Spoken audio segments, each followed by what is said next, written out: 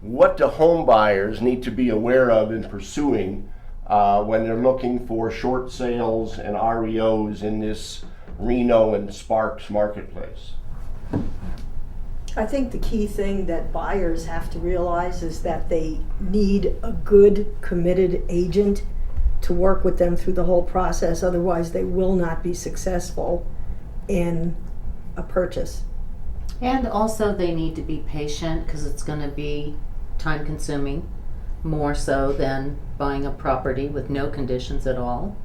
So they've just got to know that going into it and be sure that they're in it for the long haul.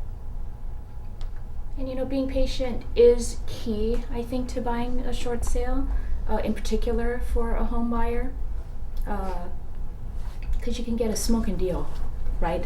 Exactly. I mean, there's no doubt about that.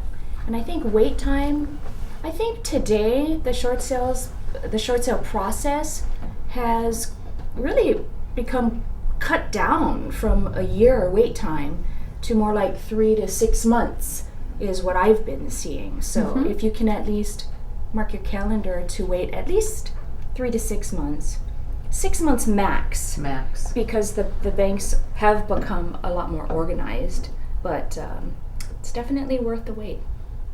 Well, let me be devil's advocate. I'm a prospective purchaser. And so you're telling me I have to wait 3 to 6 months, and I don't even know what the potential outcome is because I'm not getting the more traditional yes or no by the end of the day, 48 hours or something like that, which means I'll be sacrificing many other alternatives in the meantime. And so I want to move before the new school year opens or I settle in and that type of stuff. So what is the answer to that? Or is there an answer? One of the things that I do to mitigate that is I call up the listing agent and I find out what kind of loans they have on it. Is it a first? Is it a second? Is it a Freddie Mac loan? If you learn what kind of loan it is, then you can say, okay, based on the loan type, based on if it's a first and a second, I can kind of tell you it's going to be 3 to 4 months, or maybe all the way up to 6 months, based on if they have a second. And if they have a second and who it's with, you might not even get it. I will definitely inform you that ahead of time. And Mark, even as Marcy said, it's about the agent. You need to have that experienced agent to make sure that they can walk you through the process, pay attention to the short sale for you, and at the same time continue possibly looking at properties to make sure that you don't lose out on any other type of deals. So it's an experienced agent that would help you through what you're talking about, you know. I have a question on that. So you're out showing them other properties when you're already in contract with that. How does that work with that situation? When, let's say you do find something, you're 3 months into it or 2 months into it, are you dropping that and moving on, or how are you doing that? Well, you know, some buyers, although they're in a contract for a house in a short sale, there is no guarantee that the lender on that loan is in fact going to approve your offer. So that's one of the pitfalls for a home buyer, actually. But it's a good thing in general to stay with that offer and that house because you just might get that special deal. But it doesn't mean you should close your eyes to what else comes onto the market.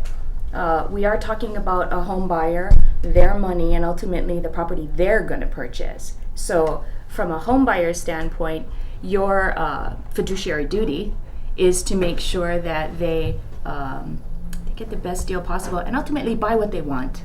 Absolutely. Yeah, buy what they want.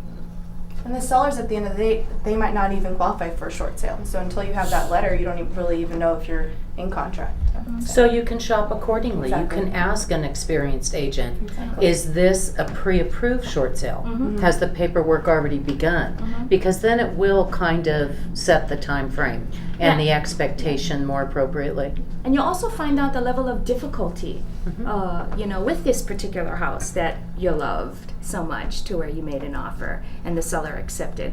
Again, the seller's going to accept your offer, okay, because they're desperate. They got to get out of this loan. They're going to accept your offer, but it really is up to their bank to approve your offer.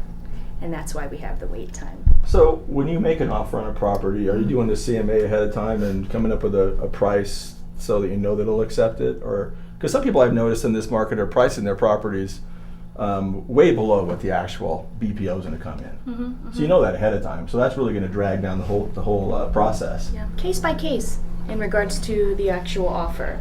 You know, it really is case by case. And sometimes a good agent can get lucky by really getting a great price for a house with a huge loan on it.